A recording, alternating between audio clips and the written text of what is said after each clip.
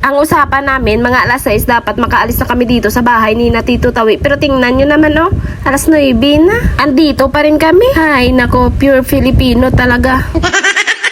At dahil nga nagchat yung angka ni Pani na papunta na sila dun sa pupuntahan namin, kaya ito kami dali-daling na rin bumiyahe. And from Barangay San Jose, Antipolo to Paglitaw, Tanay, Rizal, 1 oras din yung biyahe namin. At pagdating nga namin dito, pinagkukuha lang namin yung mga dala namin sa sasakyan, tapos dumiretso na rin kami sa information area. Dumiretso kami agad dito sa entrance area kasi andito naman yung angka ni Pani. Nauna sila sa amin. Ilongga ka, day? Boss, si Janjan, ho daw kaluluoy sa higad ho. Oh my O God. siya, yung entrance fee pala dito for kids is 50 pesos, then for adult is 100 pesos, and for senior and PWD is 80 pesos. And about naman sa area ng pagpaparkingan nyo, huwag kayong mag-alala guys, grabe, sobrang lawak ng parking area nila. At pagkatapos magbayad ni tita ng entrance fee, pinapasok na rin kami. And paalala sa lahat, bawal na bawal magpasok ng mga plastic cups, paper plates sa loob. Pagpasok nyo sa gate, i-check nila yung mga gamit nyo at kukunin nila pag may makita silang mga plastic cups or paper plate. And from entrance area, meron silang 2 pool na malapit dito at meron ding mga slides. Oops, tinunto, ito nahulog. Paya karne ka baboy. And then, maglalakad tayo ng 2 minuto papunta sa highlights area ng resort na to. Ang running water na nanggagaling talaga sa bundok.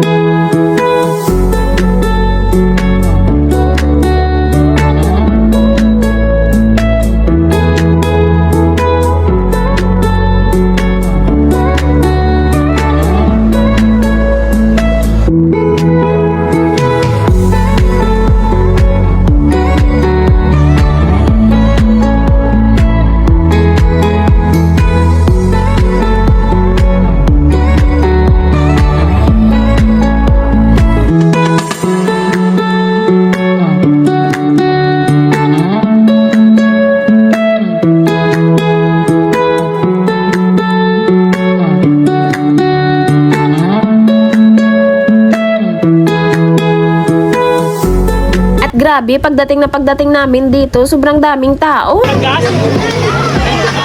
O, diba ang ingay? Paano ba naman kasi weekends kami pumunta dito, kaya expected na talaga na maraming tao? Kaya sa may mga balak pumunta dito, much better na weekdays kayo pumunta para walang maraming tao at para mafe-feel nyo talaga ang lugar na para bang nasa probinsya lang kayo. At para hindi rin kayo maubusan ng mga cottage kasi nga pagpunta namin dito, wala talaga kaming nakuha na cottage, kaya table na lang yung nakuha namin. At kapag pupunta kayo ng weekends, agahan nyo na lang para kayo mauna at siguradong may mapapwestuhan kayong maganda.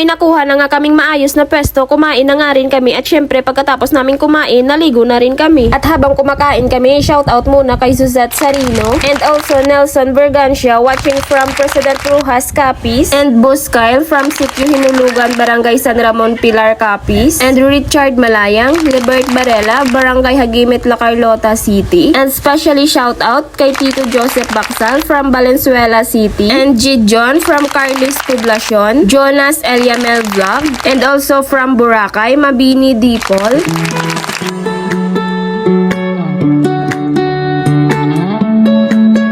At nung nagsawa na kami sa kakaligo, gumayak na rin kami para umuwi dahil nga sobrang lamig talaga ng tubig dito. O, diba, manugpuli na kami, nagbinaoy payabata ni Pani.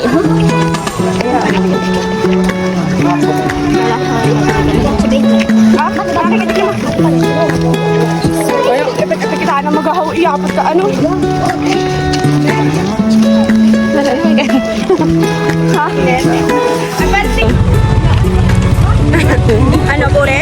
Pure ta guys. Dali sa to. Ayaw ligo, uli ko no? Uli na mga ate. Kulit ah. Kulay na yung isa ka ate.